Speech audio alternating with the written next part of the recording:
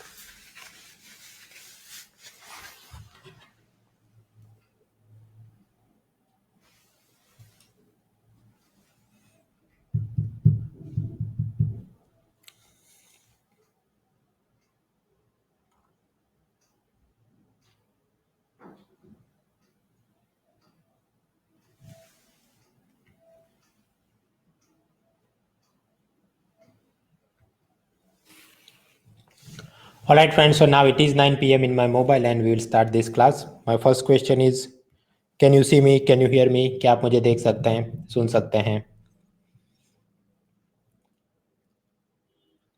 दली Singh, Prakhar Mishra, Chandrashekhar, Vivek Kumar, Harshraj, Siddharth, Sayali, Shivam, Prashant and others. The answer is yes. Will start the class. अगर कहीं पर भी ऑडियो वीडियो स्टक हो जाए तो आप अपने कीबोर्ड पर कंट्रोल आर या फिर कंट्रोल शिफ्ट आर प्रेस करें. आपका ब्राउजर वापस रिफ्रेश हो जाएगा and it will reconnect the things. Google Chrome browser use करिए, उसके अंदर कोई एड ऑन है तो उसको डिसेबल कर दीजिए. इंटरनेट की स्पीड थोड़ी फास्ट होनी चाहिए and then it works. Yes, so regarding the civil service exam 2019, उसकी प्रीलिम हुई थी जून महीने में. उसके बाद सितंबर में मेंस हुआ था. यूजुअली मेंस के 70 to 80 डेज तक में मेंस का रिजल्ट आ जाता है, लेकिन इस बार ऑलमोस्ट 120 डेज जितना हो गया था, क्योंकि EWS वो उसकी मेरिट लिस्ट और रिजर्वेशन लिस्ट प्रिपेयर करने के बाबत कुछ कोर्ट मैटर और डिस्प्यूट्स चल रहे थे.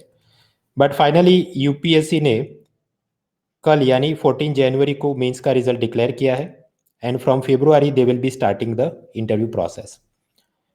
आप में से जो जो विद्यार्थियों ने मेंस 2019 क्लियर किया है, my congratulations to all of you and I am happy to share that Unacademy आपके लिए फ्री मॉक इंटरव्यू ऑर्गेनाइज कर रहा है न्यू दिल्ली में. उसकी पैनल के अंदर there will be noted bureaucrats, academician और मैं भी रहूँगा. So those of you who have clear the mains exam, आप ये वाला गूगल फॉर्म फिलअप करिए and you will get registered and it is free. और अगर आपने नहीं किया है क्लियर तो आप अपने कोई ऐसे फ्रेंड्स को जानते हैं तो उनको भी ये शेयर कीजिए so that they can benefit. Anyway, so the objective of today's class is model answers for the mains exam.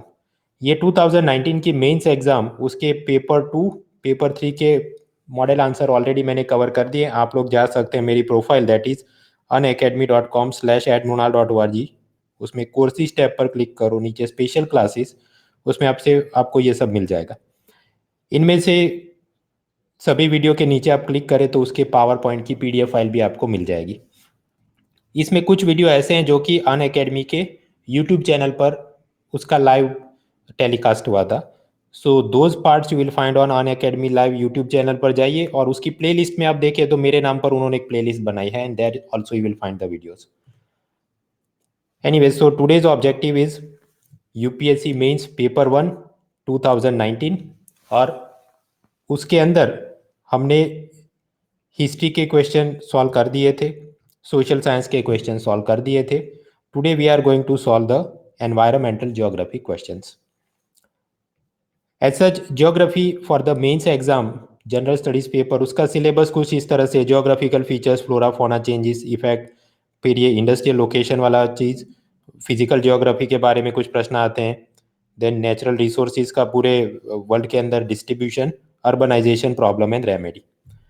Out of them, this time we can see that some 65 marks worth of questions were dedicated to environment related things only, और बाकी के 35 mark के question वो economic geography के हिसाब से कि agriculture और फूड प्रोसेसिंग इंडस्ट्री यहाँ क्यों है and other issues. So today we are going to look at the environmental geography question. उसमें ये पूछा गया था कि ग्लोबल वार्मिंग से कोरल को क्या खतरा आ रहा है, ओशन करंट से मरीन लाइफ को कैसे अफेक्ट होता है, मैंग्रोव्स का क्या रोल है बायोडाइवर्सिटी प्रोटेक्ट करने में और उसको भी क्या खतरा आ रहा है, माउंटेन इकोसिस्टम को टूरिज्म के कारण क्या खतरा आ रहा है and how we can restore that thing, and lastly what is water stress, और वो भारत के अलग अलग एरिया में डिफरेंट कैसे है। So overall you can see this entirely environment geography type के एंगल भी देख सकते हैं, या फिर कि रिसोर्स का कुछ शॉर्टेज या क्राइसिस आ रहा है, या कुछ लोग फिजिकल ज्योग्राफी भी बोल सकते हैं, ओशन ज्योग्राफी, ओशन करंट का। बट कलेक्टिवली हर एक चीज पर the crux of the theme is that some marine life or animal life is getting affected and we have to show concern about that. Overall इनमें से ज्यादातर प्रश्न देवर contemporary nature, difficulty level में देखा जाए तो ज्यादातर इजी टू मीडियम टाइप के थे। सोर्स ऑफ द क्वेश्चन या सॉल्यूशन ऑफ द आंसर, तो एनसीईआरटी क्लास 11-12 की ज्योग्राफी की बुक, और ये मैंग्रोव और कोरल को क्या नुकसान होता है ग्लोबल वार्मिंग वगैरह से, तो शंकर आईएएस के एनवायरमेंट की book. If you have gone through those particular sources, ये सभी प्रश्न के अंदर 40 to 50% ऑफ द कंटेंट उसी में से आप लोग लिख सकते हैं, और बाकी की जो चीज़ आपने कहीं और से पढ़ी है, some other advance books and some newspaper columns, your own understanding, तो इसको अटेम्प्ट किया जा सकता था। So one by one we'll look at the question, starting with the first question, that is assess the impact of global warming on coral life system with examples, 10 marks, 150 words। वैश्विक तापन का प्रवाल जीवन तंत्र पर प्रभाव का उदाहरणों के साथ आकलन कीजिए। ये टॉपिक चर्चा में इसलिए था बिकॉज 2018 में कुछ रिसर्चर ने ऑस्ट्रेलिया की ग्रेट बैरियर कोरल रीफ का स्टडी किया था और कैसे इट इज डाइंग आउट, वो मृतप्राय हो रही है, और द हिंदू इंडियन एक्सप्रेस दोनों जगह पर उसकी जमकर चर्चा भी हो रही थी। एज सच ग्लोबल वार्मिंग से कोरल लाइफ को क्या असर, वो शंकर आईएएस की बुक में भी मिल जाएगा, एनआईओएस एनवायरमेंट PDF में भी मिल जाएगा। ओशन रिलेटेड कुछ नेगेटिव एनवायरमेंटल थिंग, ऐसे प्रश्न पहले भी पूछे जा चुके हैं। इन द 2018 मेंस पेपर 1 उन्होंने पूछा था what is the consequence of spreading of the dead zones in the marine ecosystem. Dead zone मतलब ऐसा एरिया जहां पर आल्गी ब्लूम और दूसरे फैक्टर के चलते उसके अंदर से ऑक्सीजन पानी में से एकदम कम हो जाए, and as a result fish and other organisms are dying, तो उससे क्या प्रॉब्लम्स आ सकती है, that was asked. Anyway, so today in 2019 they asked about coral reef. So how can you start the question? The premise is like this: coral reef, global warming। तो introduction में आप दोनों को डिफाइन कर सकते हैं या उनका ओरिजिन दे सकते हैं, this is how coral reef forms and this is how global warming occurs. Body के अंदर आप एक्सप्लेन करेंगे कि ग्लोबल वार्मिंग के चलते कैसे ओशन का टेम्परेचर सलिनिटी को असर होता है, जिसके चलते कोरल को असर होता है, and because question is saying कि एग्जाम्पल के साथ आप समझाइए, तो आपने कुछ एग्जाम्पल भी देने होंगे।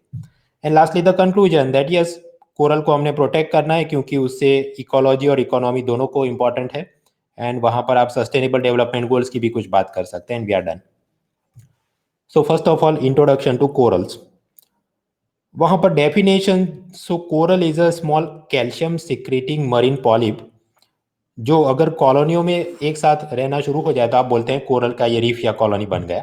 Usually they are found in the warm shallow sea water. Global warming को हम डिफाइन करें तो global warming is a gradual heating of the earth surface, ocean and atmosphere. और उसका आप ओरिजिन भी दे सकते हैं, it is primarily cause by the man made activities, जिसके चलते अपने वातावरण में ग्रीन हाउस गैसेस का कॉन्सेंट्रेशन बढ़ा है, and as a result gradual heating of the earth surface. और फिर आप बॉडी में एक्सप्लेन करेंगे how global warming is affecting the coral reefs. वैसे तो ये सब प्रीलिम में आपने पढ़ा ही होगा, so it is not something like rocket science. आप जानते हैं कि टेम्परेचर बढ़ेगा तो वैसे तो कोरल के अंदर कोरल और आल्गी साथ साथ रहते हैं, बट जैसे टेम्परेचर बढ़ता है तो कोरल स्ट्रेस में आ जाता है और वो ये आल्गी को बाहर एक्सपेल करना शुरू कर देता है। और फिर ऐसा कोरल जिसमें से आल्गी चली जाएगी तो वो ग्रीन कलर का या कलरफुल नहीं दिखेगा, वाइट हो जाएगा। तो जैसे ब्लीचिंग करने पर जैसे कपड़े और सब एकदम दाग से धुले हुए हों, सफेद हो गए हो, just like that it will appear. हम बोलते हैं कोरल ब्लीचिंग हो गया and ultimately it will die. So that is the body part one, कि coral reefs they are extremely sensitive to the changes in temperature, तापमान से उनको बहुत संवेदना या संवेदनशील है। So when the temperature is increase they feel stressed, और स्ट्रेस हो जाते हैं तो सिम्बियोटिक आल्गी को अपने टिश्यू से निकाल देते हैं और फिर वो एकदम व्हाइट हो जाते हैं, then they begin to die. This entire process is called coral bleaching. Global warming के चलते ओशन का टेम्परेचर बढ़ रहा है और हमारी प्रीमाइस ही यही है कि टेम्परेचर बढ़ेगा तो बेचारा स्ट्रेस में आ जाता है coral, and therefore it has greatly damage. अब क्वेश्चन में पूछा था एक्सप्लेन विथ एग्जांपल, तो आप लिख सकते हैं thus this can be seen even in the great barrier coral reef of Australia, की जहां पर ऐसा डैमेज देखने को मिलता है। इट इज नॉट एक्सपेक्टेड कि आप कोई डेटा के साथ उसका एक्सप्लेन कर सके कि पहले लेटर से 100 स्क्वायर किलोमीटर था और अब 50 रह गया है। अगर आपको डेटा याद है तो लिख सकते हैं, अदरवाइज यू कैन सिंपली से हाँ डैमेज हुआ है, तो वो भी एग्जाम्पल होगा। What else? डायरेक्ट टेम्परेचर के चलते असर होता है। दूसरा, ग्लोबल वार्मिंग जैसे जैसे बढ़ेगा तो आप जानते हैं कि सब एंटार्क्टिक के अंदर ग्लेशियर मेल्टिंग शुरू हो जाएगा और उससे सब कोल्ड वाटर वो भी धीरे धीरे पानी अलग अलग ओशन में जाना शुरू हो जाएगा, and as a result temperature and salinity will get affected. So that में ऑल्सो हम, क्योंकि सिर्फ टेम्परेचर ही नहीं, salinity also matters in the healthy survival. So global warming जिसके चलते melting of glaciers in Antarctica, जिससे चलते intrusion of cold fresh water into ocean, और वो फ्रेश मीठा पानी है वो खारे पानी में जाएगा तो सलिनिटी ओशन की अलग हो जाएगी। So that will affect the corals. Second, ocean themselves absorb the green house gases, और वो ग्रीन हाउस गैसेज को एब्जॉर्ब करेंगे तो उसके चलते ओशन का खुद का केमिकल कंपोजिशन चेंज हो जाएगा, उसकी सलिनिटी चेंज हो जाएगी। And coral reefs are also very extremely sensitive to salinity as well, जिसके चलते even in India we can find corals in Gulf of Mannar, Kutch, Lakshadweep, Andaman Nicobar, और वहां पर भी the size of corals are shrinking because of the aforementioned factors. कोई research paper हमने नहीं पढ़ा तो भी लिख सकते हैं, आपको ऐसा कुछ तो होता ही होगा, right? So because they said example के साथ लिखो, तो एग्जाम्पल मार पीट के आपने बनाने हैं। What else could be happening? आप जानते हैं जियोग्राफी में अल नीनो इफेक्ट होता है। El Nino means Pacific ocean, ये यहाँ पर साउथ अमेरिका के पेरू, इक्वेडोर कोस्टल एरिया में पैसिफिक ओशन हर 2 से 7 सालों में, 3 से 7 सालों में गर्म हो जाता है, और वो सब गर्म पानी धीरे धीरे वेस्टर्न हेमिस्फीयर की तरफ बढ़ता है। अब वैसे अल नीनो तो प्राकृतिक नेचुरल फिनोमिना है, बट रिसर्चर्स बोलते हैं कि ग्लोबल वार्मिंग के चलते अल नीनो की फ्रीक्वेंसी बढ़ रही है। जो पहले 7 साल में एक बार आता था, अभी maybe every 3 3 years it is coming. So now you can think that अगर गर्म पानी आ रहा है and we learn that temperature और सलिनिटी दोनों से the corals are very sensitive, तो आप समझ सकते हैं ऑस्ट्रेलिया के अंदर जितने कोरल्स होंगे वो सब डेंजर जोन में आ जाएंगे। इधर एशिया के भी, सदर्न एशिया के दूसरे कोई कंट्रीज के अंदर कोरल रीफ्स होंगे, they also will get damage. So that is the next part. El Nino occur every 3 to 7 years, but their occurrence frequency and intensity is increasing because of global warming. And as a result, ये जो गर्म पानी Indian ocean की तरफ आ रहा है, उसके चलते साउथ ईस्ट एशिया और ऑस्ट्रेलिया के दूसरे अलग अलग प्रांतों में coral reefs they are getting harmed. And lastly the conclusion. Conclusion में आप लिख सकते हैं यस दे आर इंपॉर्टेंट और उसको प्रोटेक्ट करना चाहिए। कोरल रीफ होंगे तो मरीन बायोडाइवर्सिटी प्रोटेक्ट होगी। अगर कोरल रीफ डैमेज हो गए तो फिश पॉपुलेशन, मछलियों की आबादी कम हो जाएगी, और उसके चलते जो फिशरमैन है उसको भी असर होगा। So coastal economy will be harmed, livelihoods will be affected. यानी कि coral formations are important for ecology as well as economy. पर्यावरण अर्थव्यवस्था दोनों के लिए वो महत्वपूर्ण है। उसी को देखते हुए sustainable development goal number 14, it says we have to protect the life below the water. So we have to conserve and sustainably use the oceans and marine resources for our sustainable development, and therefore need of the hour is to address above issues on war footing. We must fight the global warming and climate change. ये प्रश्न में लोग क्या गलतियां कर सकते हैं? Technical words are required. Coral bleaching, वो शब्द अगर आपने नहीं लिखा तो जवाब अधूरा है। There must be a logical structure कि ग्लोबल वार्मिंग के चलते कोरल डिस्ट्रक्शन हो रहा है, बिकॉज दैट इज आस्क्ड। वैसे तो कोई सीमेंट इंडस्ट्री या ऑयल पाइपलाइन भी लीकेज हो जाएगा तो coral will get damage, but those things are not asked here. So how cement industry harm coral reef, और वो सब में पढ़ने की जरूरत नहीं। ग्लोबल वार्मिंग खुद कैसे होता है, how the global warming occurs, वो भी आपको इधर नहीं पूछा है। 150 वर्ड में आपने global warming to mangrove damage तक पहुंचना है, तो लंबा वहां से इंट्रोडक्शन करेंगे तो that will not be good.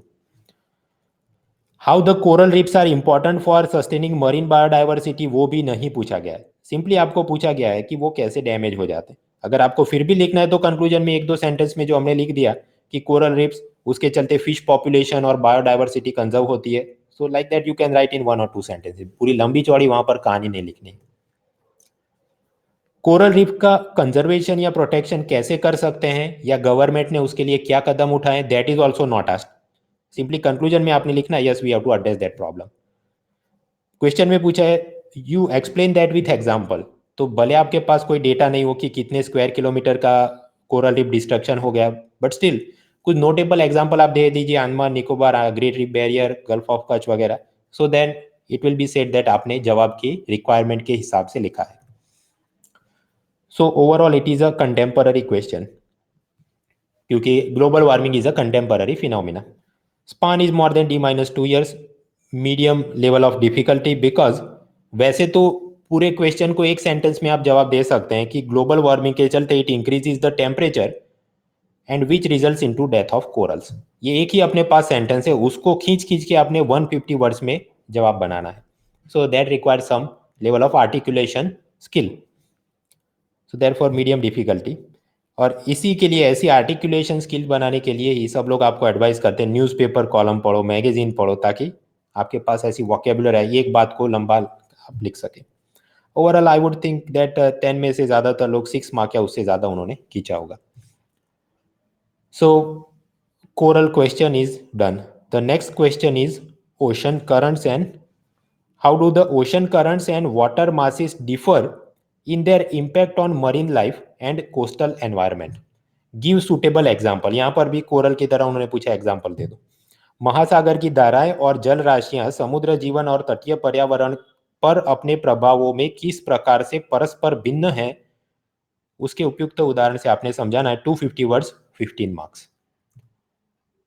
Ocean current के बारे में पहले भी यूपीएससी ने पूछा है। 2015 मेंस पेपर 1 में पूछा, explain the factors responsible for the origin of ocean currents and how do they affect the regional climate, fishing and navigation. So the question is like this, ocean current and water मास, उसके चलते marine species पर क्या असर होता है, coastal environment पर क्या असर होता है, वो आप लिखेंगे। And ultimately you will write conclusion में क्या लिख सकते हैं, yes they both play an important role on the marine species and coastal environment. वैसे आप सबने ज्योग्राफी प्रिपेयर किया होगा, तो ocean current you are aware, तो उसके बारे में तो आप बहुत सारा लिख सकते हैं, this marine species and coastal environment पर ये असर। But the water mass question is rather tricky. यहाँ पर वाटर मास का मतलब ये नहीं कि ocean, lake and river and pond, वो सब नहीं पूछा। Water mass is in the context of Antarctic bottom water mass ABW, then North Atlantic deep water mass NADW, then upper and intermediate and deep and abyssal water mass. तो वो सब तो routine book के अंदर उससे कैसे marine species और coastal environment affect होते हैं इजीली अवेलेबल नहीं है। So half of the question, this 50% is rather difficult. क्या पूछा है तो थोड़ा देख लेते हैं what exactly is the matter. सबसे पहले देखते हैं वाटर मास। ये जल राशि का मतलब है it is a body of water जिसकी अपनी एक unique temperature, salinity, nutrient and oxygen content होता है। ये वाटर वाटर मास को लॉन्जिट्यूडनली आप ऐसे डिवाइड कर सकते हैं कि एंटार्क्टिक बॉटम वाटर मास, फिर ऊपर जाए तो नॉर्थ एटलांटिक डीप वाटर मास वगैरह वगैरह। सो like that overall you can divide the things. दूसरा हो सकता है कि डेप्थ के हिसाब से समंदर में कितना भीतर है, right. So first of all you will have the upper waters, फिर होंगे इंटरमीडिएट वाटर्स, और लास्टली होंगे deep and abyssal waters. So now the question is how does it impact the marine life? Sea water mass and impact on marine life. क्योंकि कोई fresh water mass की यहाँ पर ज़्यादा बात करने का मतलब रहेगा नहीं, बिकॉज मरीन लाइफ के बारे में पूछा है तो उनके ही रिलेटेड वाटर मास की बात करनी। तो वहाँ पर अपर water mass of the ocean, अगर ये अपर, ये इंटरमीडिएट एंड ये डीप है, तो अपर वाटर मास तो वहाँ से सनलाइट वहाँ तक पहुँचती है, टेम्परेचर इज मॉडरेट, वहाँ पर प्लैंकटन, कोरल और दूसरी स्पीसीज सर्वाइव करती है और उसके चलते पूरी ओशन बायोडाइवर्सिटी सर्वाइव करती है। So yes, they play an important role on the marine life. फिर सीधा ही हम लोग अपर, इंटरमीडिएट और डीप वाटर मास में चले जाएं तो डीप वाटर मास में आप जानते हैं कि कंप्लीट डार्कनेस होता है, बहुत ज़्यादा ठंड होती है because sunlight can not penetrate, pressure is also very great, and as a result वहाँ की मरीन ऑर्गेनिज्म ने खुद को अडेप्ट किया है। They have adapted with transparent black और रेड कलर्ड स्किन, जिसकी चलते उसको ढूंढ पाना मुश्किल हो जाता है, to avoid from the predators. दूसरा, क्योंकि वहां पर टोटल डार्कनेस है, तो ये सब जीव अपने प्रे को, मतलब जिसको शिकार करना है, उसको अट्रैक्ट करने के लिए बायोल्यूमिनेसेंस का प्रयोग करते हैं। ये देखिए कैसे ये चमक रहा है ये पूरी light. Even for the purpose of mating, प्रजनन के लिए भी ऑपोजिट सेक्स को अट्रैक्ट करने के लिए दे यूज सच बायोल्यूमिनेंस। तो हाँ, उन्होंने because of this deep water मास उनका मरीन एडेप्टेशन ऐसा दिखता है। What else? ये डीप वाटर मास है तो समंदर के एकदम तल में there is absence of photosynthesis, क्योंकि सनलाइट पेनिट्रेट नहीं करती। So therefore they survive on decaying microbes, plants, animals coming from the upper zone. ऊपर कोई मरा हुआ है मच्छी वगैरह, वो नीचे धीरे धीरे जाएगी और फिर ये लोग उसको खाकर स्कैवेंजर की तरह जिंदा रहते हैं। इनमें से कुछ ऐसे मरीन ऑर्गेनिज्म हैं जो कि रात के अंधेरे में अपर पार्ट्स ऑफ द ओशन में आते हैं फीडिंग करने के लिए और फिर वापस चले जाते हैं डीप वाटर में, क्योंकि उनको फिशरमैन से बचना, इसलिए वो सनलाइट में निकलते नहीं। आपको 250 वर्ड्स में लिखना है तो हवाबाजी करके कुछ तो आपने बनाना होगा कि how the marine life is impacted, right. Otherwise ये आप कितना खींच के, so you have to invent some point like this.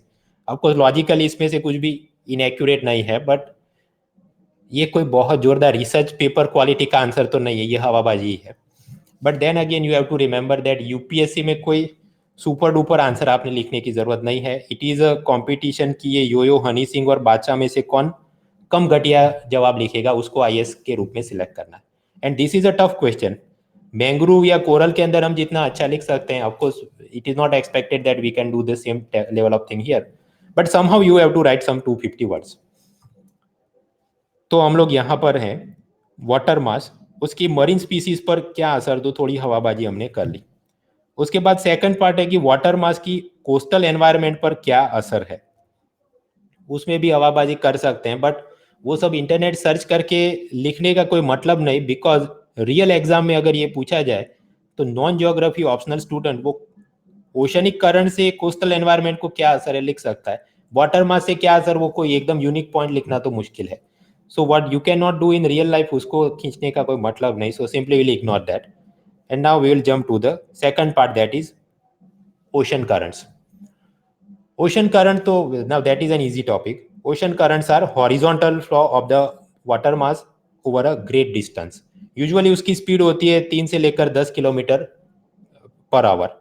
और आप ये भी जानते होंगे कि जो गर्म प्रवाह होते हैं, वार्म करंट्स, वो इक्वेटोरियल एरिया से पोल्स की तरफ जाते हैं, विषुववृत्त से ध्रुवों की तरफ जाएंगे, और सामने जो ठंडे प्रवाह, शीत प्रवाह, कोल्ड करंट्स, वो पोलर रीजन से इक्वेटर, ध्रुवों से विषुववृत्त की तरफ आते हैं। सो बेसिक डेफिनेशन और ओरिजिन हमने दे दिया। Now the next part is how they affect the marine organism. अब ये चीज तो थोड़ी आसान है। ओशन करंट्स के चलते they facilitate the process of upwelling and downwelling. Upwelling मतलब उसके चलते ये समंदर के भीतर से जो डीप वाटर है वहां से सब चीजें ऊपर आ जाती हैं. Upwelling is the process through which the deep cold water rises towards the surface and it brings the nitrogen, phosphate and other elements from the sea floor toward the surface. और वो सरफेस पर यहाँ तक वो लेके आएगा सब चीज़ें, तो वहाँ पर तो प्लैंकटन, क्रिल और वो सब जीव है. So that entire food chain will be facilitated. Plankton ये सब नाइट्रोजन को खाएंगे, सनलाइट से कुछ फूड बनाएंगे, क्रिल उसको खाएगा, वेल उसको खाएगी, and then entire food chain is sustained.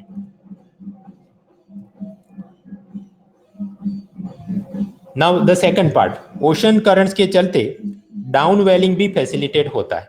Down वेलिंग मतलब कि उसके चलते ये जो ऊपर का पानी नीचे की तरफ जाएगा. सो एज अ रिजल्ट ऊपर का जो गर्म पानी है तो heat, nutrient, oxygen rich surface water they will go to greater depth. तो आगे जो हमने बात करी थी डीप वाटर ऑर्गेनिजम्स, उन सबको भी कुछ ना कुछ फूड और न्यूट्रिएंट्स इसमें से मिल जाएंगे. So now we are done with ocean currents, उसके चलते मरीन स्पीसीज को क्या असर होता है. Now the next topic is how does the coastal environment will get affected. मित्रों यहाँ से अयप्पा भगवान की अभी यात्रा जा रही है and therefore some this music is coming up. So let us take a small break for 3 minutes. उसके बाद हम लोग चलते हैं, तब तक ये यात्रा उनकी चलती है.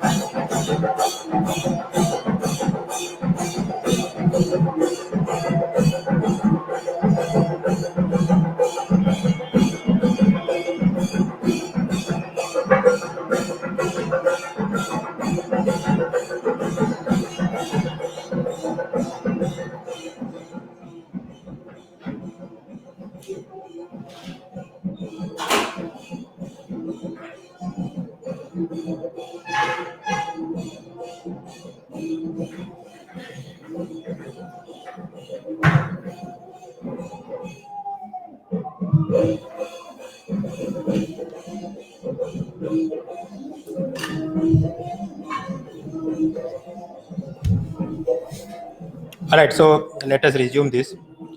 The question was like this: water mass की marine species coastal environment पर असर. Then next part was ocean current की marine species पर असर. Okay, we wrote something. Now the next part is ocean currents की coastal environment पर असर. So how does it affect the coastal environment? ये तो बहुत आसान है. ये coastal upwelling, downwelling, El Nino, La Nina, all them are collectively associated with weather and climate phenomena, जिसके चलते मरीन और कोस्टल स्पीसीज को एक तो असर होता है. पेरू का cold current, as a result वहां पर चिली और पेरू में बहुत कम बारिश होती है. फिर ये लेब्राडोर का कोल्ड करंट और गल्फ स्ट्रीम जो कि वार्म होती है, न्यू फाउंडलैंड पर वो मिलते हैं, तो वहां पर फिशिंग ग्राउंड पैदा होता है, जो आपने बुक्स में पढ़ा होगा. मेडिटेरेनियन क्लाइमेट वो एक प्रकार से खुशनुमा और मॉडरेट क्यों होता है? क्योंकि वहां पर the cold ocean currents they come in the summer, तो वो तापमान को मॉडरेट कर देते हैं. As a result fruit, herb, plant वो सब वहां पर ग्रोथ आपको अच्छा देखने को मिलता है.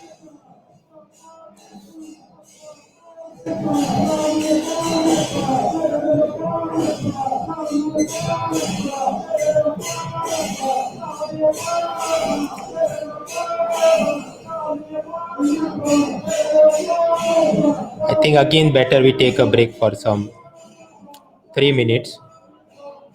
ये जो रथ यात्रा जा रही है अभी वो चली जाए, then there will be some peace, so we can study without noise.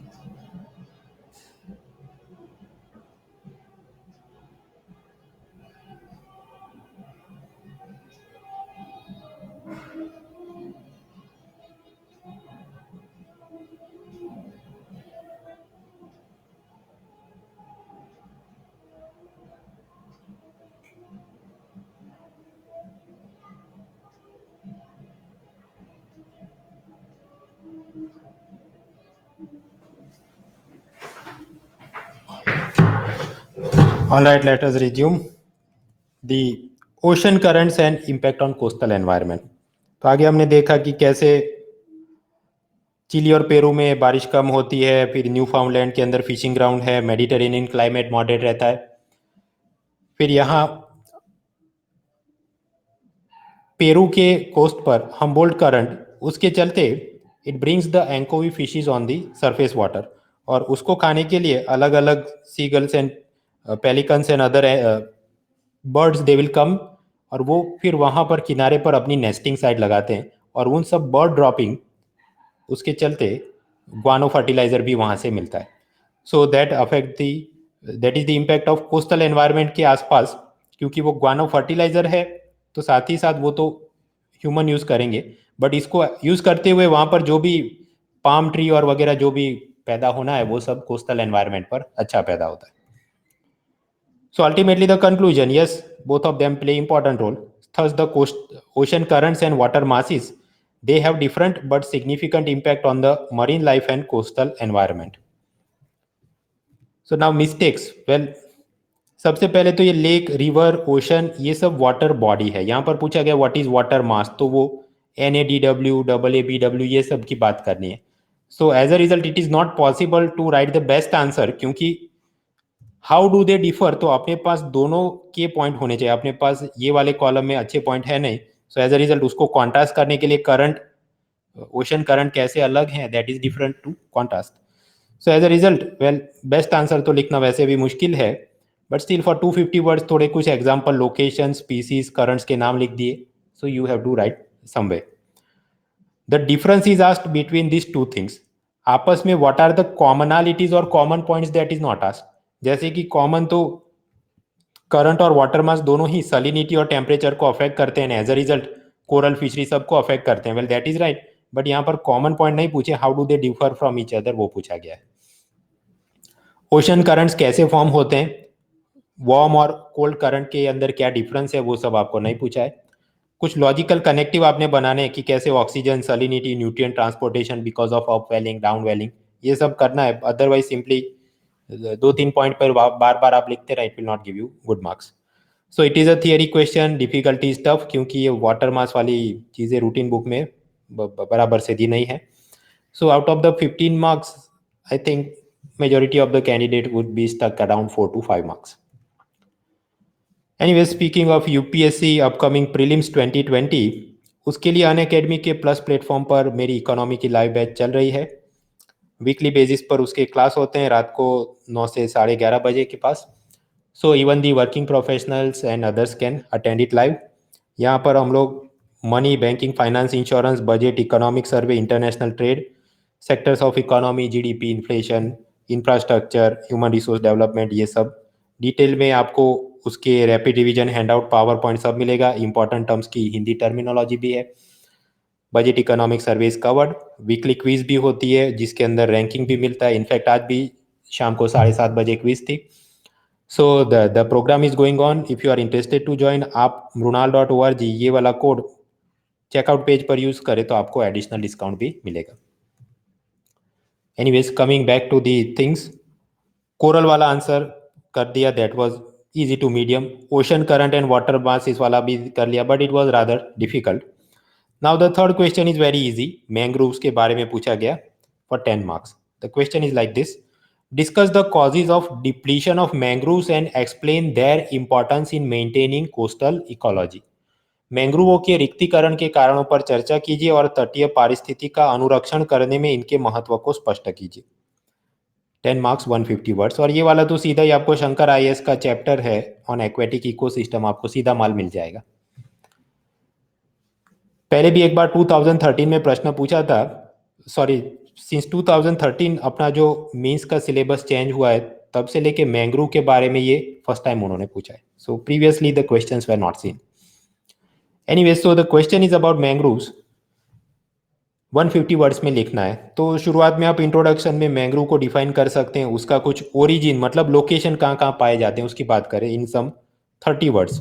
उसके बाद बॉडी पार्ट 1 में आप एक्सप्लेन करें कि वो कोस्टल इकोलॉजी को प्रोटेक्ट करने के लिए कैसे महत्वपूर्ण है. They provide food, shelter, breeding ground, biodiversity, cyclone में बफर के रूप में रहते हैं. And then in body part 2 आप एक्सप्लेन करें वो क्यों डिप्लीट हो रहा है, because of deforestation, road and other anthropogenic activities. So body के अंदर आप 50 + 50 100 वर्ड्स यहाँ पर स्पेंड करें. Lastly conclusion, yes we must protect them. तो वहाँ पर yes they are important for economy and ecology और sustainable development goal it requires के, ऐसा बोल के कुछ 20-30 वर्ड्स में आप कंक्लूड करें. So will start with the introduction, जहां पर मैंग्रोव को हम डिफाइन करें. It is a collection of a number of salt tolerant plants and trees. They are found in marshes and estuaries. Bharat के अंदर पूरे विश्व के 7% मैंग्रोव फॉरेस्ट हैं. They are spread across Andaman Nicobar, Sundarban of West Bengal, Godavari, Krishna delta, Gulf of Cambay वगैरह वगैरह. आपको सब कुछ आपने नहीं लिखना है क्योंकि 50 वर्ड्स के अंदर ही आपने इंट्रोडक्शन खत्म करना चाहिए, फिर बॉडी में भी तो लिखना है. So in real exam you cannot recall all this, but मैं तो आपको एक्सप्लेनेशन के लिए ये सब बता रहा हूँ. देन इन बॉडी पार्ट 1 की इसका कोस्टल इकोलॉजी, पर्यावरण की सुरक्षा में क्या महत्व है. Mangroves provide food, shelter, breeding ground to a wide variety of bird, fish, shrimp. और यहाँ पर कुछ ऐसी है जो विजिटिंग फॉना, बाहर से आते हैं, जैसे मॉल्यूस्क, क्रस्टेशियन, माइग्रेटरी बर्ड्स. कुछ ऐसे जो परमानेंटली इधर ही रहते हैं, जैसे tree frogs, crocodile, turtle, snake. Sundarban mangrove ऐसे हैं कि जहाँ पर तो टाइगर्स भी पाए जाते हैं, बाघों की भी आबादी है. ये mangrove they act as green shields against sea erosion, sea surge, cyclone, tsunami. इन सब से वो कोस्टल एरिया को प्रोटेक्ट करते हैं, वहां पर रहने वाले सब प्राणी और वनस्पति को भी प्रोटेक्ट करते हैं. They also increase the natural recycling of the nutrient and as a result they support this entire biodiversity, food chain, food web, everything. So collectively this is, ये जो मैंने लिखा है 60 वर्ड का, ये बॉडी 1 हो गया.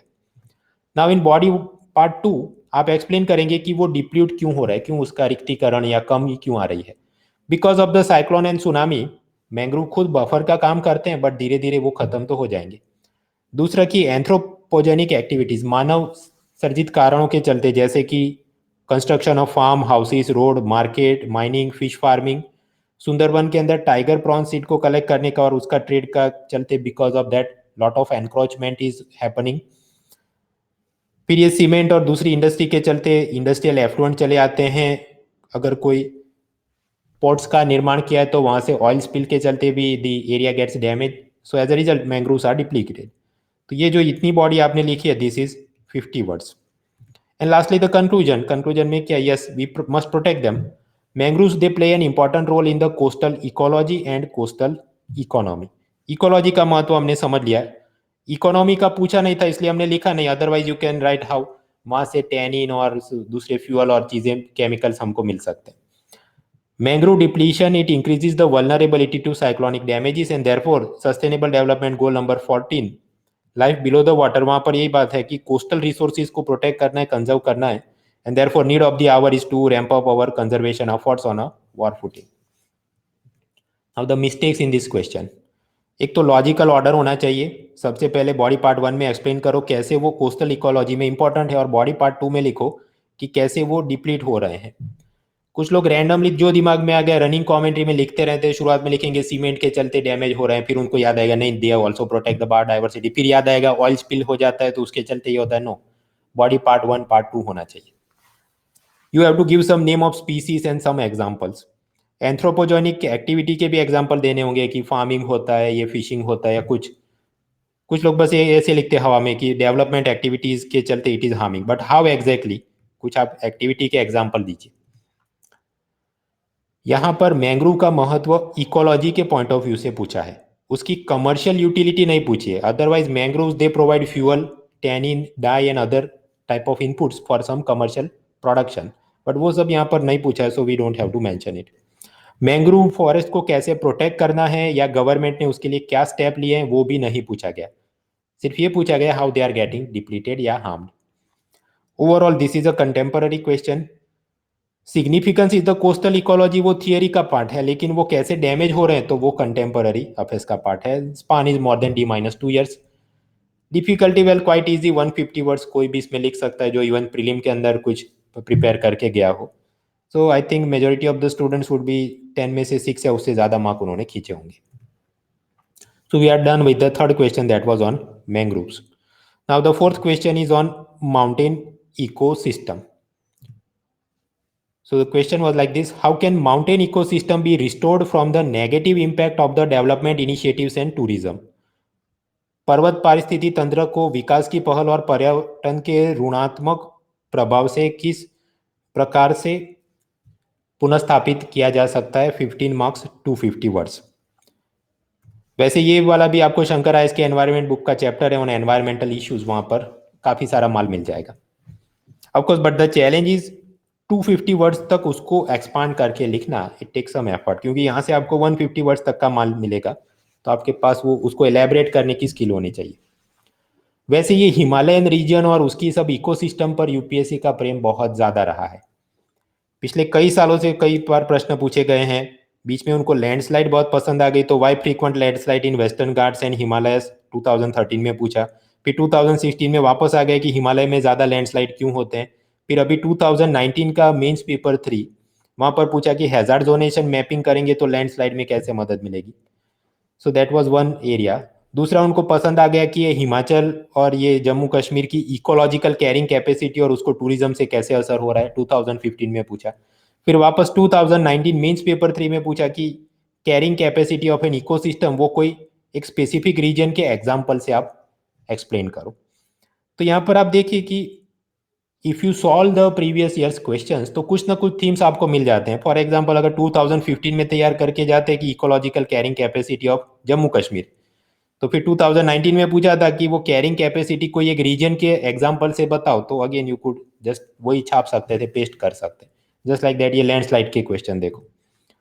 So anyways, so the question was like this: mountain ecosystem को डैमेज हो रहा है, उसको रिस्टोर कैसे कर सकते हैं?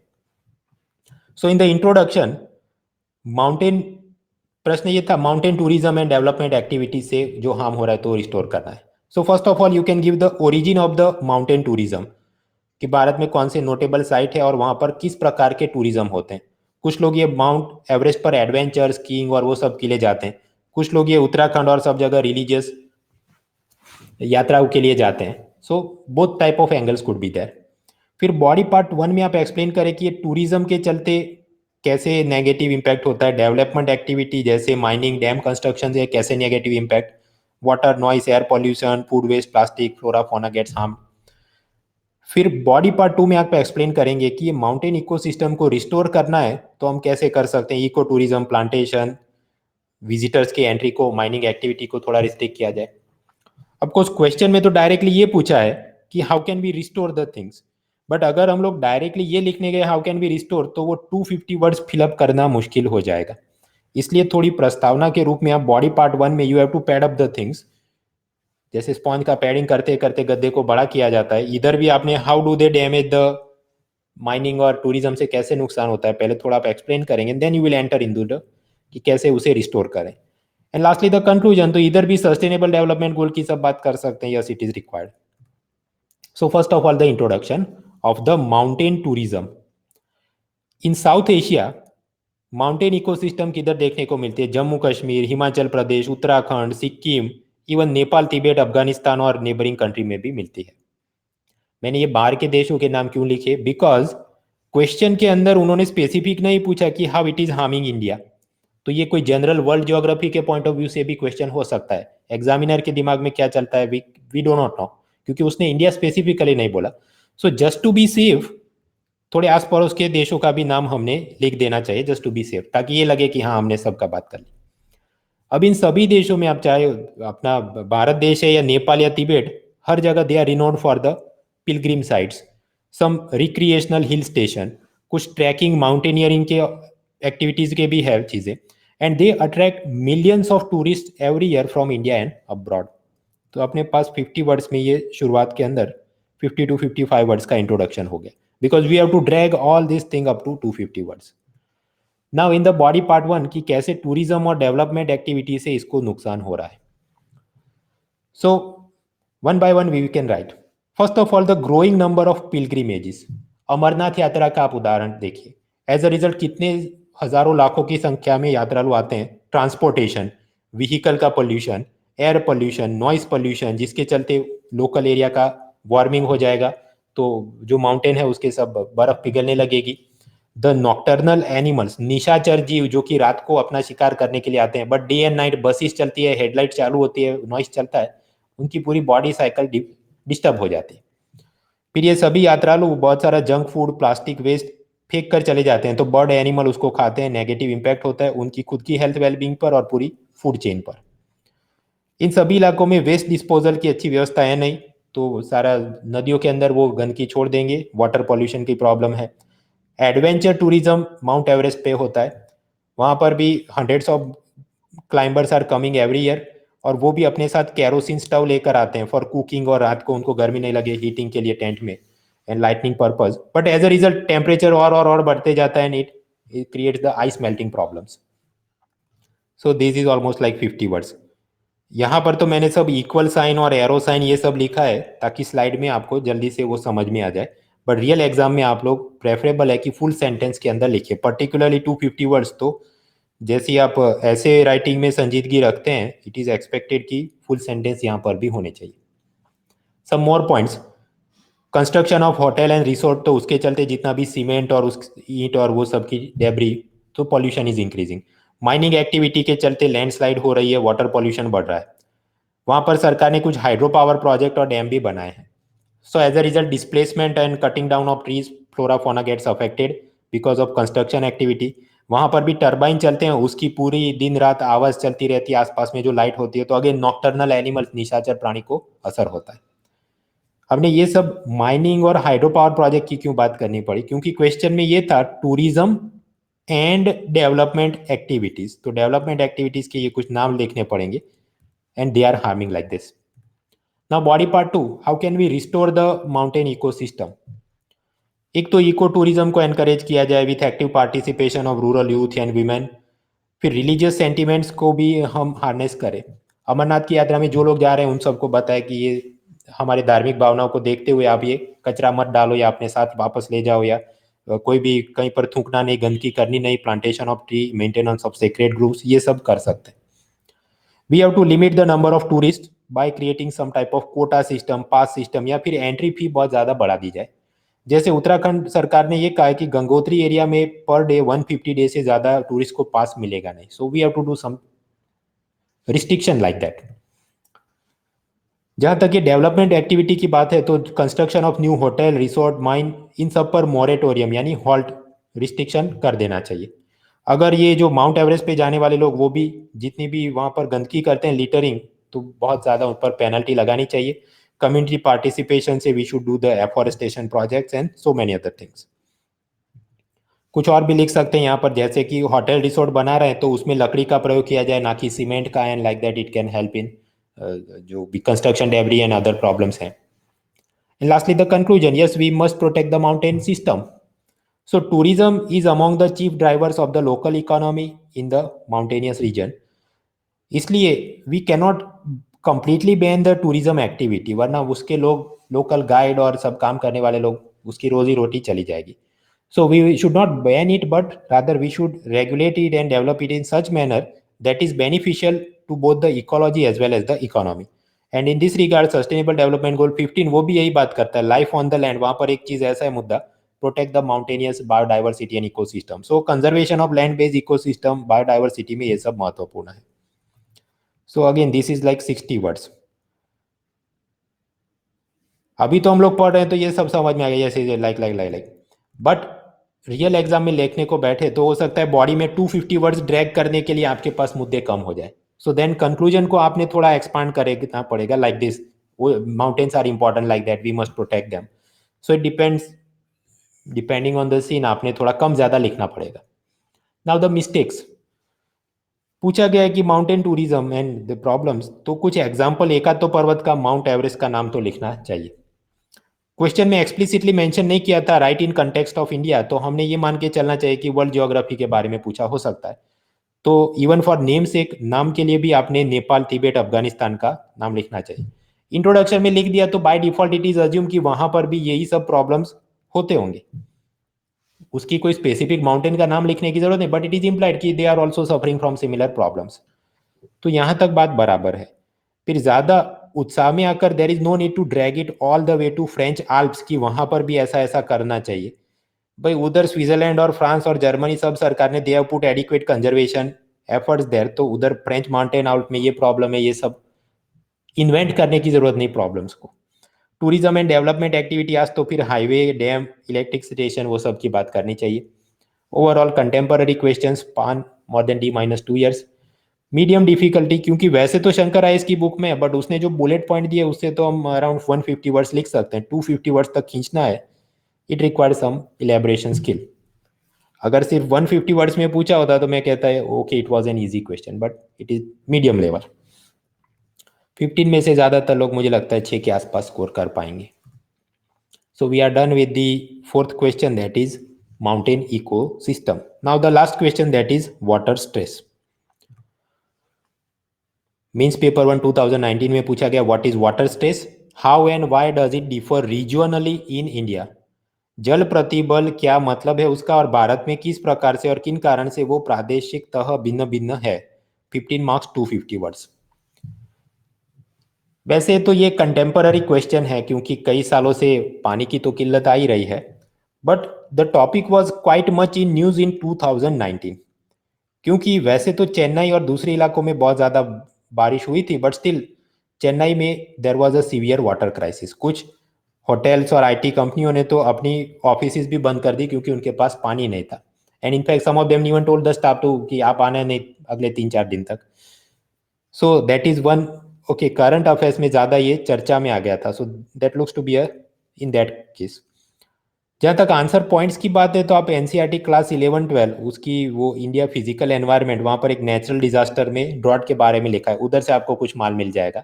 Then some points you will even get from Shankar IAS chapter on impact of climate change. Majid Hussain की ज्योग्राफी बुक में से आपको थोड़ा और माल मिल जाएगा। सो एज सच ऐसा नहीं कि हवा में से लिखना है, you have sufficient points in front of you. वैसे ये water shortage is also a very favourite topic of UPSC. जैसे हिमालय उनको पसंद आ गया, ये भी बहुत पसंद है। 2015 में पूछा कि वैसे तो भारत में बहुत ज़्यादा फ्रेश वाटर रिसोर्सेज है, लेकिन फिर भी हमारे यहाँ वाटर स्कार्सिटी क्यों है। फिर 2016 में पूछा कि लैंड वाटर रिसोर्स को एफिशिएंटली मैनेज करेंगे तभी हमारी ह्यूमन मिजरी परेशानियां कम हो सकती। 2016 में और भी पूछा माइक्रो वाटरशेड डेवलपमेंट से क्या मदद हो सकती है। फिर वाटर हार्वेस्टिंग सिस्टम के बारे में 2018 में पूछा। फिर 2014 में पूछा था ड्रॉट प्रिपेयर्डनेस के बारे में in context of El Nino La Nina. फिर और आगे बढ़ते 2017 में पूछा रिवर लिंकिंग से क्या मदद हो सकती है। फिर पूछा नमामि गंगे प्रोजेक्ट क्या है। फिर पूछा नेशनल वाटर पॉलिसी के बारे में लिखिए। यानी कि water shortage is running every year, कुछ ना कुछ आ जाता है। सो the question was like this, what is water stress और भारत के विभिन्न हिस्सों में वो अलग अलग क्यों है। सो इन द इंट्रोडक्शन आपने सबसे पहले वाटर स्ट्रेस को डिफाइन करना होगा, फिर उसका थोड़ा ओरिजिन भी समझाना होगा कि क्यों ऐसा होता है, क्यों भारत में पानी की किल्लत होती है। Then in the body part logical order में क्लासिफाई करना है, क्योंकि प्रश्न है how does it differ regionally, तो अब वाटर स्ट्रेस के हिसाब से कि स्ट्रेस कम किधर होगा, हिमालय में थोड़ा स्ट्रेस कम होगा, इधर ये वेस्टर्न घाट के कोस्टल एरिया में भी स्ट्रेस थोड़ा कम दिखता है बिकॉज डीप ब्लू वाटर दिखता है, इधर नॉर्थ ईस्ट में भी कम दिखता है। फिर आपने कुछ लिखना है कि मीडियम टू हाई लेवल, जहाँ पर आप ये सेंट्रल कुछ रीजन या चेन्नई और हैदराबाद वाले पोर्शन की कुछ बात कर सकते हैं, ईस्टर्न घाट के सिलेक्टेड एरियाज। फिर वेरी हाई वाटर स्ट्रेस किधर होगा, यहाँ पर ये थार डेजर्ट और राजस्थान के अंदर। And lastly the conclusion that yes Bharat के कुछ इलाके they are suffering from very high level of water stage and therefore we must address the problem, क्योंकि एसडीजी गोल में ऐसा लिखा है या something like that. So first of all the introduction. Introduction में पहले हम लोग डिफाइन करें water stress. It is a situation when water resources of a given region और country are insufficient for its needs, जरूरत के हिसाब से पर्याप्त नहीं होते। इसका ओरिजिन क्या है, वाटर ऐसा चीज है रिसाइकेलेबल रिसोर्स, यूज किया आपने इवेपोरेट हो जाएगा, वापस आएगा as a monsoon, but the gap between supply and demand of fresh water is increasing because एक तो अपनी पॉपुलेशन बढ़ रही है, दूसरी इंडस्ट्रियल एक्टिविटीज भी बढ़ रही है, and as a result Bharat के अंदर सप्लाई और डिमांड के बीच जो गैप आ गया है, and as a result we are having the phenomena called water stress. कुछ आपके पास डेटा है तो वो भी लिख सकते हैं कि as such India has more than 17% of world population, but हमारे पास पूरे विश्व के हार्डली 4% ऑफ वाटर रिसोर्सेज हैं। And then you again write some of the problems and enter it to the body. Body में शुरुआत करते हैं सबसे पहले, low level of water stress is found where, Himalaya के अंदर, नॉर्थ ईस्ट के अंदर। प्रश्न ये है कि how and why it differs regionally. तो पहले रीजन की हम बात करें हिमालय से लेकर नॉर्थ ईस्ट। यहाँ पर क्यों वाटर स्ट्रेस कम है? बिकॉज इंडस, गंगा, ब्रह्मपुत्र ये सब पेरेनियल पूरे साल पानी देने वाली रिवर्स हैं और उनको फ्रेश वाटर ग्लेशियर से मिल जाता है। यहाँ पर population density is also low. As a result residential requirement Mumbai के लोगों को जितना पानी चाहिए जम्मू कश्मीर वालों को नहीं चाहिए, because population density is low. यहाँ पर टेरेन इज हिली। तो उत्तर प्रदेश में जैसे एकड़ों के एकड़ों शुगर केन का कल्टीवेशन होता है और वहां पर वाटर क्राइसिस हो जाती है बिकॉज ऑफ इरिगेशन रिक्वायरमेंट, इधर इतना ज्यादा आप सीरियल व्हीट या sugar cane large scale commercial cultivation करना मुश्किल नहीं है, मुश्किल है because of hill terrain. And as a result irrigation water भी यहाँ पर कम ही चाहिए। तो दिस इज लाइक 55 वर्ड्स। फिर आप आइए, ऐसा ही दूसरा एक लो वाटर स्ट्रेस वाला रीजन आपको दिखता है वेस्टर्न घाट में। देखिए यहाँ पर भी कैसे एकदम डीप ब्लू कलर है। So coastal areas of Kerala, Karnataka, Goa, Maharashtra, इन सबको मजा क्या है कि वेस्टर्न घाट के विंडवर्ड साइड पर ये लोग हैं। मतलब इधर जो ठंडे मतलब मॉनसून वाले जो विंड्स अरेबियन सी से आएंगे, they will climb up, they will cool down and they will provide the rain. And as a result वहाँ पर बहुत ज़्यादा बारिश अच्छी अच्छी मिल जाती है। और उधर जितने भी एग्रीकल्चर, इंडस्ट्रियल या रेसिडेंशियल वाटर रिक्वायरमेंट है उसके सामने there is sufficient water is usually available, so water stress is relatively less. यहाँ पर यह भी ध्यान रखना है कि प्रश्न है कि एक्सप्लेन द रीजन्स, रीजन के बारे में पूछा है, सिटी के बारे में नहीं पूछा। तो मुंबई के अंदर और पुणे के अंदर क्यों ज्यादा या कम पानी होता है, या क्या the flood is coming there and it is a nightmare, और वो सब आपने डाइग्रेस होने की जरूरत नहीं। Simply you explain the region, ये खत्म हुआ, हमारा दूसरा शुरू होता है। उसके बाद क्या? So okay, some areas are there where water stress is low. अब थोड़ा सीरियसनेस में जाए कि moderate to high level of water stress, उसमें आप बोल सकते हैं ईस्टर्न घाट। क्योंकि ईस्टर्न, देखिए वेस्टर्न घाट में कितना डीप ब्लू कलर है, इधर डीप ब्लू कलर है, बट आप अगर ईस्टर्न घाट का एरिया देखिए तो वहाँ ब्लू कलर थोड़ा लाइट है, विच शोज दैट उधर पानी की अवेलेबिलिटी थोड़ी कम है। सो ओवरऑल जलगांव महाराष्ट्र से लेकर तेलंगाना का हैदराबाद से लेकर कर्नाटक का बीजापुर से लेकर तमिलनाडु का कोयम्बटूर, तो ये जो इंटीरियर, ये पूरा जो रीजन दिख रहा है हियर, ये सब ऐसे इलाके हैं जो कि ईस्टर्न घाट के रेन शेडो एरिया में आते हैं। तो अरेबियन सी की जो मानसून वाली ब्रांच आएगी, so they are enable to get the good amount of rainfall.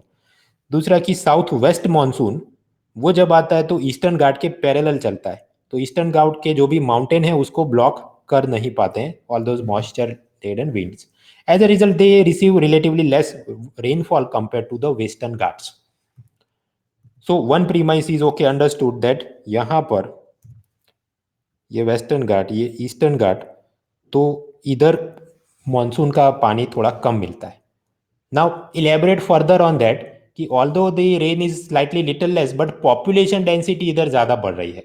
So continued in that part, Western Ghat को कंटिन्यू करते हुए, but the population density is increasing because आप देखिए कर्नाटक, हैदराबाद, चेन्नई, ये सब के अंदर IT service sector led rapid urbanisation हो रहा है।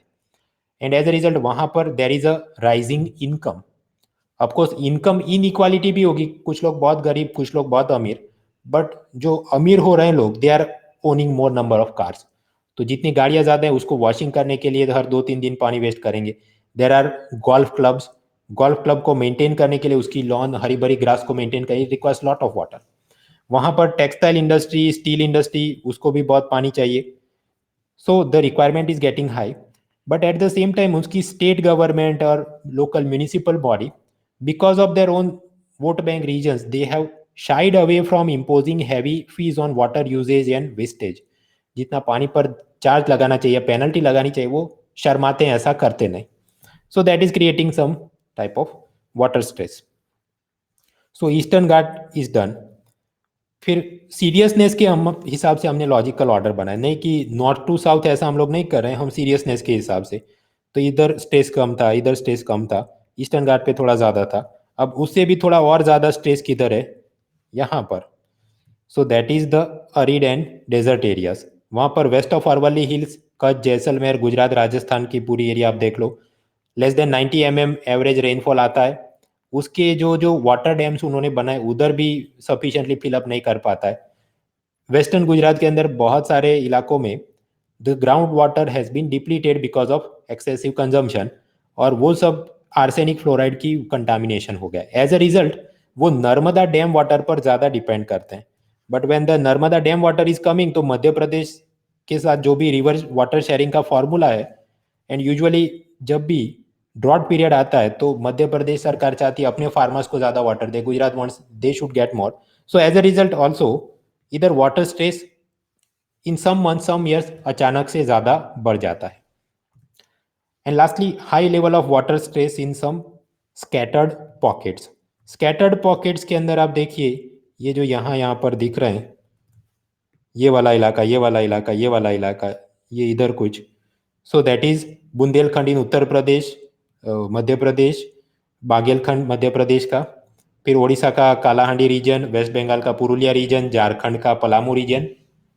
इनके अपने अलग अलग मेटियोरोलॉजिकल एंड एंथ्रोपोजेनिक फैक्टर्स हैं जिसके चलते उधर there is scarcity of either rainfall और वाटर मैनेजमेंट। वो क्या क्या है, एक एक की केस स्टडी हमने लिखने की जरूरत नहीं, बिकॉज ऑफ 250 वर्ड्स का क्वेश्चन है, so you are not expected to write कि एक एक डिवीजन या जोन को आप पूरा एक्सप्लेन करें। Simply okay it is understood, कुछ कारण उधर भी है। And lastly the conclusion. Conclusion क्या है, ये sustainable development goal number 6, it requires that India should ensure water and sanitation facility for all. लेकिन जब हम 2019 तक पहुंचते हैं, the water crisis in Chennai, it provides a glimpse of the acute water stress that is looming all over India.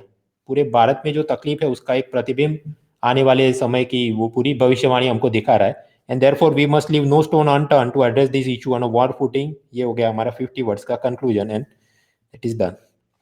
ये वाले question में लोग क्या गलतियां कर सकते हैं, यहाँ पर सॉल्यूशन और सजेशन आपको नहीं पूछे हैं, सिंपली दे आस्क कि वाटर स्टेज क्या है और वो अलग अलग इलाके में डिफरेंट क्यों है। So that you have to explain. इधर कॉमन फैक्टर्स भी आपको नहीं पूछे हैं, for example El Nino and climate change is a common factor जिससे पूरे भारत में कम बारिश होती है, but that is not asked. How it is different across India, that you have to explain. यहाँ पर ये भी एक्सपेक्टेड नहीं कि ईच एंड एवरी रीजन आपने एक्सप्लेन करना है पूरी तरह से। कुछ लोग ऐसे होंगे जो एक्सेसिवली चेन्नई के बारे में लिखेंगे क्योंकि उन्होंने वो तैयार किया होगा, it was a hot current affairs topic, but then you have to give equal attention to this Rajasthan and other areas also. Water stress बढ़ रहा है तो एग्रेरियन क्राइसिस बढ़ रही है, फार्मर सुसाइड कर रहे हैं, वो अपने लोन वेवर की डिमांड कर रहे हैं, वो पूरी सब लॉन्ग सोबिंग स्टोरी, रोने धोने की कहानी आपने ज़्यादा लिखने की ज़रूरत नहीं। बहुत आपको लगे तो एक दो सेंटेंस में वो लिख सकते हैं, but otherwise that is not asked in this particular question. यहाँ पर रीजन वाइज डिस्ट्रीब्यूशन पूछा गया है, तो फिर सिटी वाइज सब ज्योग्राफी का आपने प्रीलिम एमसीक्यू तैयार किए, वो सब इधर ज्ञान उलेचना नहीं है कि Mumbai lies on the windward side of the western Ghat तो उसको ज्यादा पानी मिलता है, Pune is on the leeward side तो उसको कम पानी मिलता है। No, you have to write about region not cities. As such is it is a contemporary question, but I would put it in current affairs क्योंकि ये चेन्नई क्राइसिस के चलते इट वॉज हॉट टॉपिक, और जो लोगों ने भी तैयार किया होगा या जो भी मुद्दे लिखे होंगे that would they would have prepared because वो चेन्नई के कारण सब लोग तैयार करके गए होंगे। So as such difficulty level पर इजी लेवल है, बिकॉज सभी करंट अफेयर्स के पीडीएफ फाइल, न्यूज़पेपर, आर्टिकल, हर एक जगह कुछ ना कुछ होता। So all candidates would have attempted it in a nice manner. तो 15 में से ज़्यादातर लोग 7 मार्क या उससे ज़्यादा उन्होंने खींचा होगा। So we are done with all the 5 question. Global warming से कोरल पर क्या असर, ओशन करंट और वाटर मास का क्या असर, मैंग्रोव को क्यों डिप्लीट हो रहे हैं, माउंटेन इकोसिस्टम को कैसे रिस्टोर करें, और वाटर स्ट्रेस भारत में अलग अलग एरिया में अलग अलग क्यों है। So collectively we learn about this 65 marks worth of questions in the environmental geography portion. So now the question is what is the road map ahead for mains 2020 में कैसे तैयारी करें ये सब सवालों की। ऐसा ये सब चीज़ें ऐसी थी जिसका थियरी और कंटेम्पररी मैटर आपको NIOS शंकर उस सब में मिल जाएगा। डिजास्टर मैनेजमेंट के कुछ एंगल जो इस बार तो वैसे नहीं पूछे थे, बट हिमालय के अंदर landslide and drought and other things, वो आपको इग्नू का MA पब्लिक एडमिनिस्ट्रेशन मटेरियल और उसकी सिलेक्टिव स्टडी वो PDF फाइल डाउनलोड करके सिलेक्टेड चैप्टर्स ऊपर ऊपर से देख लिए, you will be able to manage it. बाकी करंट अफेयर्स की PDF आप देखो, जैसे चेन्नई वाटर क्राइसिस और ऐसा माल मिल जाएगा। न्यूज़पेपर कॉलम पढ़ते रहिए। फॉर एग्जाम्पल रैंडमली बीच बीच में आता था कि माउंट एवरेस्ट के अंदर देर is a too much debris and pollution and littering. कुछ तो ऐसे सीन आपको फोटोज मिलेंगे कि वहां पर आदमी मर जाता है, उसकी डेड बॉडी पड़ी और बाजू में 50 people are standing just to climb the mount Everest, so there is a lot of crisis there. तो ऐसा भी आप कुछ देखेंगे, आप विजुलाइज कर पाएंगे और आप जवाबों में लिख पाएंगे। वैसे थियोरेटिकल अंडरस्टैंडिंग आपके पास है तो आप कुछ ना कुछ तो लिख ही सकते हैं, बट हमेशा वो मदद में आए ऐसा भी नहीं। वाटर मास वाला जो क्वेश्चन था, it required some very technical knowledge, but उसको देखते हुए हम लोग ऑप्शनल ज्योग्राफी लेवल का सब ओशनोग्राफी और सब तैयार करने बैठेंगे, then the cost benefit is quite poor. और वैसे भी इधर आपने बेस्ट आंसर नहीं लिखना है, आपने दूसरों से कम घटिया जवाब लिखना है। You have to write less bent answer compare to others. So that was the environmental geography. उसके बाद लास्ट वाला पोर्शन है, that is economic geography. Economic geography के अंदर 2019 मेंस में पूछा गया, discuss the factors of localisation of agro based food processing industries in the north west India. ये पंजाब, हरियाणा, राजस्थान, उधर ये हल्दीराम और एमडीएच मसाला और ये सब इंडस्ट्री आपको ज़्यादा क्यों देखने को मिलती है, उसके क्या अलग अलग कारण थे, that we have to explain. Can the strategy of regional resource based manufacturing help promoting employment in India.